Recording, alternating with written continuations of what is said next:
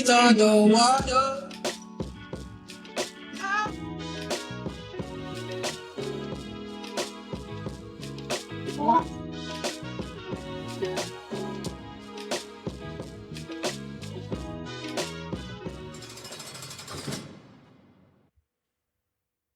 Y'all know what's going on. It's time for another episode of Doing Time with Joe. I'm your host, Joe Bacon. Welcome to the show, y'all.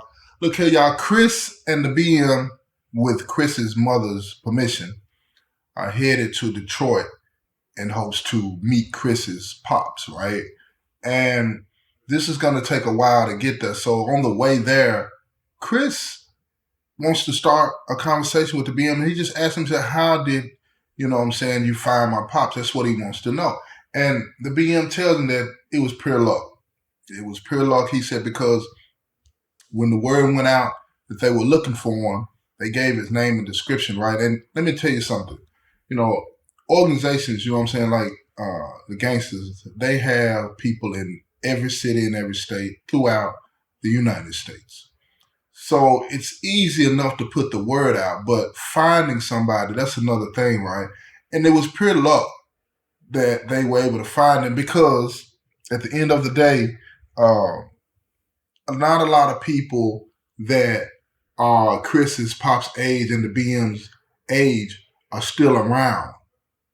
So when the word went out, it happened to be this old head gangster that was in Detroit that remembered Chris's pops when he came down there. Not that he knew it was Chris's pops, but based on the description, he remembered who this guy is. And apparently, when he got to the city, in Detroit, when he got to Detroit, he was run down. He didn't mess with a lot of people. He stayed at a homeless shelter for a little while. And then he found a job with the help of the people at the homeless shelter. And he got on his feet. And now he has an apartment down there. They don't really know if he has a girlfriend or not, but they've never seen anybody stay there. And he really has been keeping to himself all these years. All these years he's been working and just staying at the apartment complex where he lives now. And nobody really knows him that well. And that's understandable, because you got to remember something. Let me tell you something. When you have done something to a criminal organization, right, a street gang, you better lay low. And it's never a situation where it becomes safe for you to raise your head and people really know who you are. Yeah, you got to basically just assume another identity. You got to go into almost like the witness protection mode, where you change your name, you do all of these things, right? But if you're not in the actual witness program and you're dealing with that situation yourself on street level, you just got to keep quiet. You got to keep quiet, because it's not as easy as a lot of people think anyway, not back in that day anyway, to just get another identity, just change your name. It's not that easy. But he was able to blend in with the community down there, right? And everybody that he ran into, he stayed away from, the obvious type of questions, who are you, where you from, and all this and that. He totally just stayed to himself. Totally stayed to himself. The only people that he really let in, on who he was and where he was from, were the people at the homeless shelter, the people that helped him.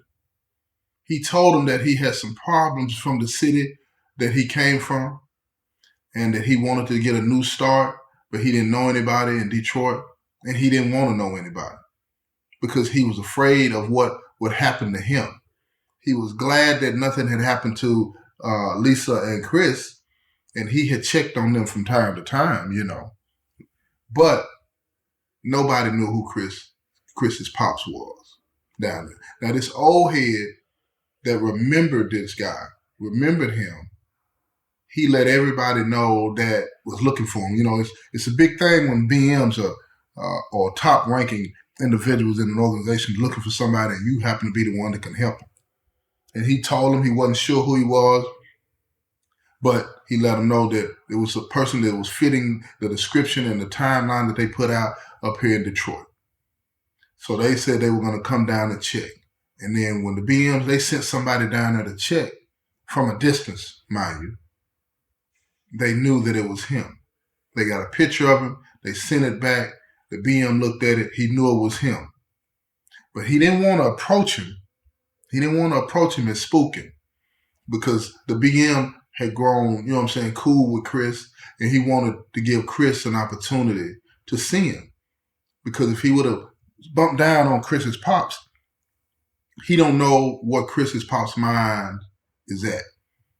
So he didn't want to scare him away and make this man run off, and then they will be left, not knowing where he was at. So he decided to tell Chris, and they went down there together, and now they're there, and we're on their way there. And Chris is just really nervous about the whole encounter. What's going to happen? Is he going to reject me? Is he going to accept me? All of those types of things that, a child would experience when they meet somebody that, they've been looking for, like a parent, after many, many years. You got to remember, this man left Chris when he was an infant. So Chris has no idea who he is, what he is. His mom never told him anything about him. The most information he's gotten about his pops was from the BM, and then his mom started to talk about him. And everybody said that he was a good dude. He just got spooked. And it's understandable because of the situation, right? So they get to Detroit. They're in Detroit, and they go by they know exactly where he lived. They got the number to his apartment and everything. They go by the apartment, and they just sit there. Now, keep in mind, Chris's pops is still street savvy, and he's been noticing that somebody has been sitting outside of his apartment watching, and he's been keeping his eyes on him. So when Chris and the BM get there, and they're sitting out there, Chris's pops is coming down the sidewalk, and he's going back, to his apartment. He's coming home from work. And he notices these faces that are not familiar in the neighborhood. And the BM, he sees him, and he looks familiar to him.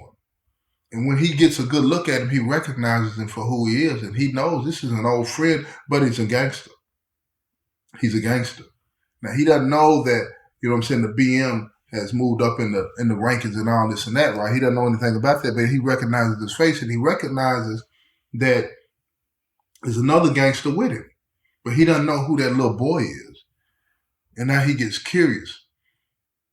He goes on into his apartment. Once he gets into his apartment, he looks out the window, hoping that they don't see him looking. But the BM recognizes all the moves. And he tells Chris, he said, look, it's now or never, because he sees us. So Chris gets excited about it. He said, well, let's go. They get up, they walk across the street, and they knock on the apartment door.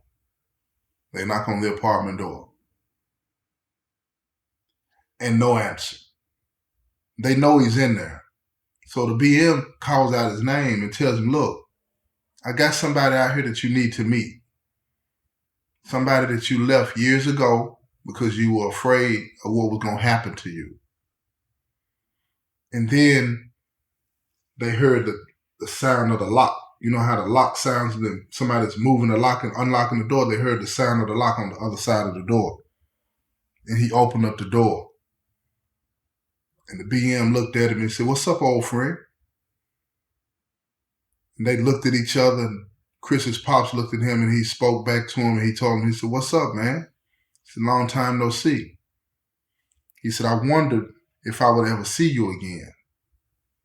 And now while they were looking at each other, Chris's pops had his hand behind his back, one hand behind his back, and he was holding a hammer in his hands because he didn't know. He didn't know what was going to happen. So the BM started to tell him why they were there and who Chris was. And Chris is just standing there. He's not as tall as his dad, so he's staring up at him. He's just looking at him wide-eyed. Imagine that. This Chris, for the first time, is seeing his pops, that he, as a teenager. And he's staring at him, he's looking at him, he cannot take his eyes off of him. So the BM, he turns around and he tells the guy that was waiting, the other gangster that was waiting out there with him that was keeping eyes on him, that had been keeping eyes on Chris's pops all this time. He tells me, look, you can leave, man. We straight. We got it. So the gangster got in the car and left. And when he turned back around to Chris's pops, he said, look, man, we've been looking for you for a long time, man. Been looking for you for a long time. And now we need to sit down and talk. This is your son, Chris. So Chris's pops, he looks down at him and he says, I'm sorry. He said, y'all come on in.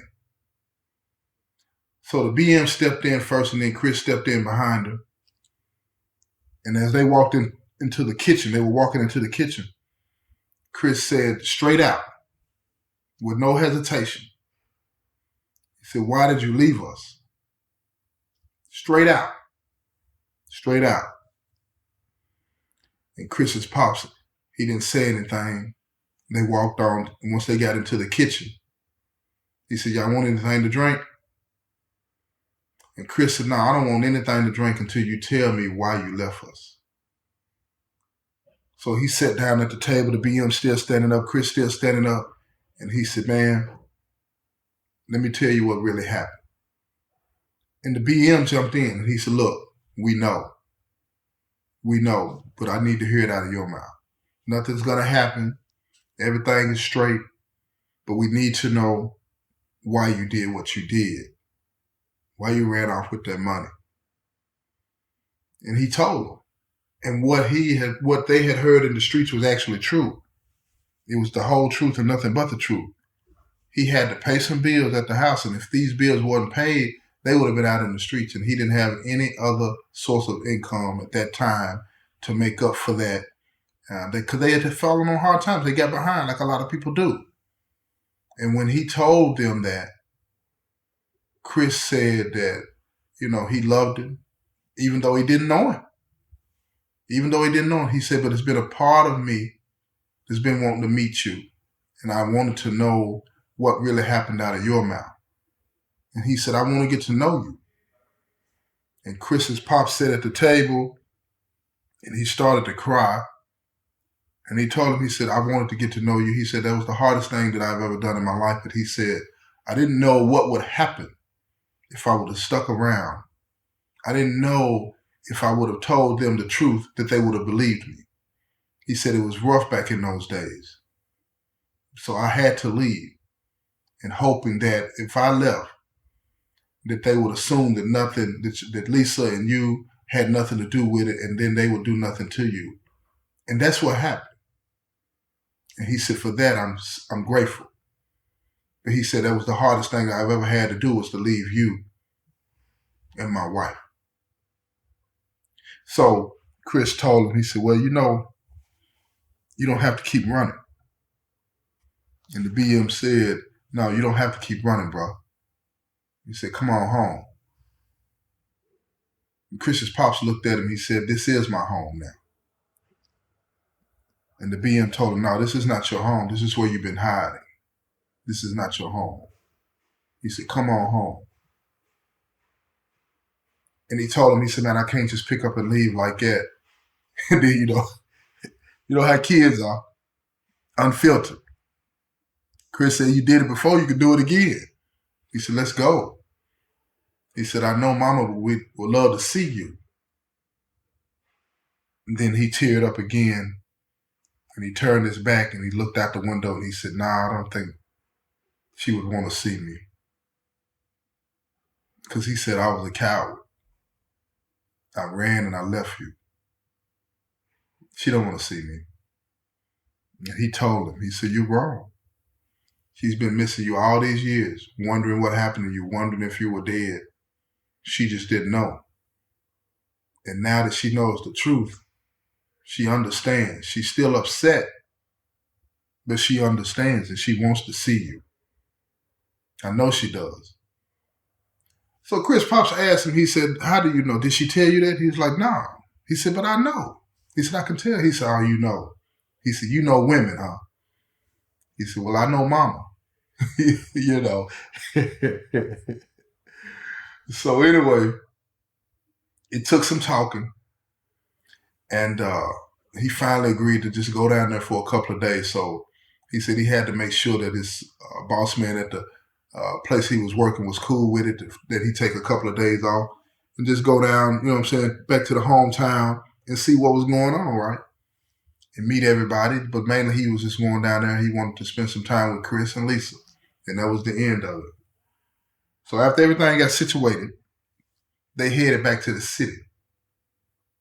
And on their way back to the city, they talked about everything. Chris told him about his girlfriend, Pam, told him about, all the things and that he had been doing the whole time he was growing up. And then he finally got to the part where he told him how he met the BM. And that is when Chris's pops was like, I wish you wouldn't have done that. Now, the BM, keep in mind, the BM knows him. He knows how he feels about gangs and all this and that, because he's always been that way. But Chris told him, he said, if not for meeting him, I would have never found you. He said, that's true. He said, but that lifestyle is not a lifestyle that you should want to live. Again, like I said, the BM is not tripping because the BM grew up with him and he knows him and he's been his friend his whole life. So on the ride, the rest of the way, they get back to the city and they get to the house and he goes up to the house and Lisa's waiting because they had called and told her that they found him and that he wanted to see her. She's waiting. As soon as he walks up to the door, she hugs him. And she's crying, and she's telling him that he really didn't have to do that. Why didn't he tell her what was going on? Why didn't he trust her? And then she got angry, like anybody would. She got angry at the fact that he had made a decision without consulting her that affected her and her child, her son, Chris, their child. And she pulled away from him and she walked on into the house and he turned around to Chris and the BM. He said, man, could you give us a minute? And they said, yeah. So they sat on the porch while Chris's pops and his moms went on into the house to continue the conversation. And they heard them in there. They were talking and they were yelling. It was getting loud. And Chris is sitting on the porch talking to the BM. And the BM asked me, he said, how do you feel, man? And he said, I don't know. He said, I'm happy to see him, but I don't know him. But I got this feeling, I got this love in my heart for him. It's just, I can't explain it. I can't describe it. And he said, that's the love of a son for a pops, man. He said, it ain't nothing like it in the world. It ain't nothing like it in the world. And he said, I've never felt like this. He said, I just don't want him to leave, though. He said, well, it's going to take some time to sort this out. But at least you know where he's at. At least you've met him. And now you can go from here. He said, look, I'm going to give y'all some time. You give me a call in a couple of days, and I'll come back by and see what's going on. And he said, y'all good luck, man. So Chris, he put his hands out and they shook like gangsters shake. And he told him, thank you. And he said, no, thank you. He said, why are you thanking me? And the BM told him, he said, man, it's not too many times in this lifestyle that you get to do something good for somebody. He said, this was one of those times, man. And I was glad to do it. I found my old friend. You found your pops. And Lisa's found her man. He said, I don't know what's going to happen from this point forward, but at least we know. At least we know. So at that time, he walked off the porch, he got in the car, and he pulled away. So Chris, he turns and he goes into the house, and when he gets into the kitchen, they're still talking and yelling at each other, and he looked at him, and he said, enough of this. He said, Mom, I'm hungry. She said, sit down, let me fix you something to eat. And then Chris looked at his pops, and he just started smiling, and his pops looked at him and said, what are you smiling about? He said, man, you look just like me. And his pops looked at him and said, no, you look just like me. And then he sat down at the table. Lisa started laughing. She looks at both of them, and joy just swept over her when she saw her husband and her son sitting at the table together for the first time in her life. So she fixed them a sandwich, served them up, and they sat at the table and they talked for hours and hours and hours. Chris goes to bed, and Lisa, she goes to bed, and her husband, he sleeps on the couch. They don't know each other like they used to. So they didn't want to rush anything. They had talked. He told her that all these years, he never started another relationship. Yeah, he had seen a few women here and there, but he had never started another relationship. And Lisa, she was the same. She had a man here and there, but nobody that she ever brought home, nobody that she was ever interested in like that. But she had left that part of her life open. And they talked about, what if? What if we got back together? What would that look like?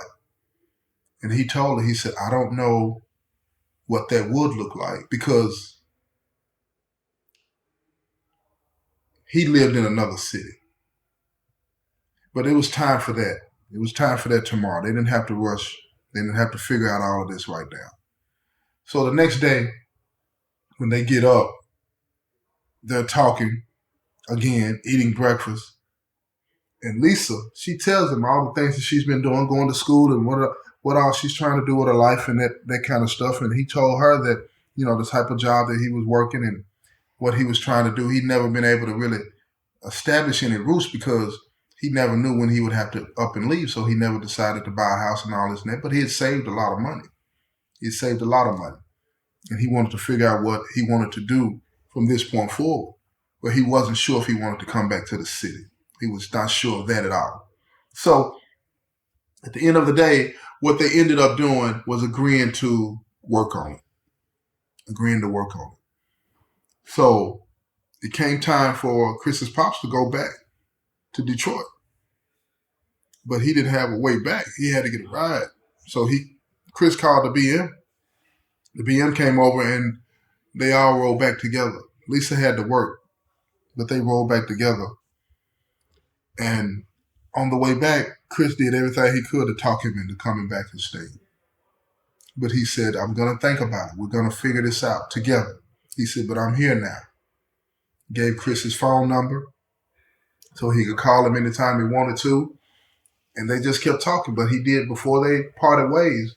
And Chris and the BM headed back to the city. He told him, he said, man, this lifestyle that you've chosen, he said, it's a dark one. And it's not one that I support. He said, but I understand, man. And he said, I'm glad that you did find my partner so that he could find me for you and Lisa. But you're going to have to make some decisions in your life about the things that you're doing and what you've committed to. He said, and I want to be there to help you with that. I want to be a part of that.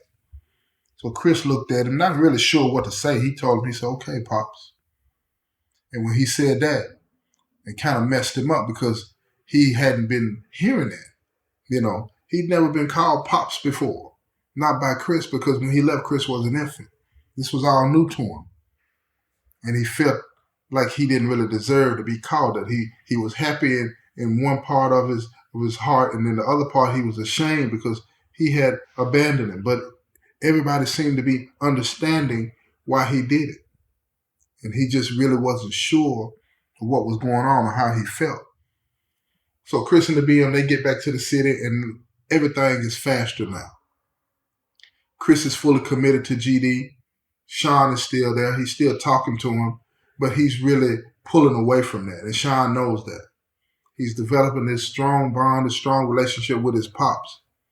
But he's caught in the middle of this drama that he created by agreeing to do something years ago for Sean by becoming a vice lord.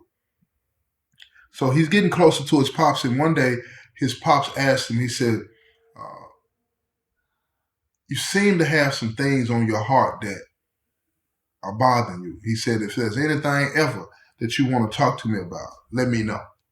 And he said, I'm going to give you the best advice I can about the situation, but I'm going to be there with you no matter what. So that's when Chris decides to tell him that he had done some things years ago for this guy named Sean that was Miss Kathy's son. And Chris's pops, he remembered Miss Kathy. But Chris's pops knew that what Chris had agreed to do could get him killed. And he told him to don't ever tell anybody else about this. And he was going to try to help him and figure out what he could do to help Chris get out of this mess.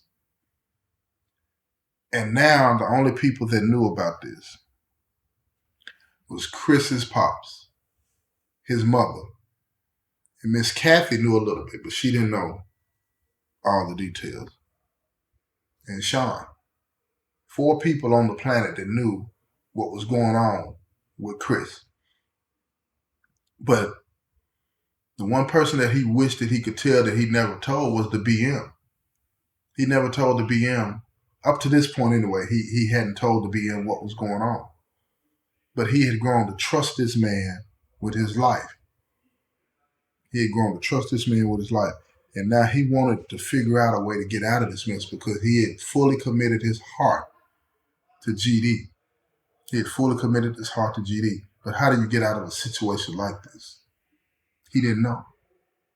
His 17th birthday was coming up, and him and Pam were going to be spending some time together, and his pops was going to come down and spend some time with him, and the gangsters were going to throw him a party because turning 17 is a big deal. So this was the night that he was going to try to clear the air and make everything right. He had told Sean what he was going to do, and Sean was pissed, told him not to do it. And if he did do it, there would be consequences for doing it. And he told him, he said, they're never going to accept you. And if you do that, they're going to try to hurt you. Then Sean tried to manipulate that and said, what about me?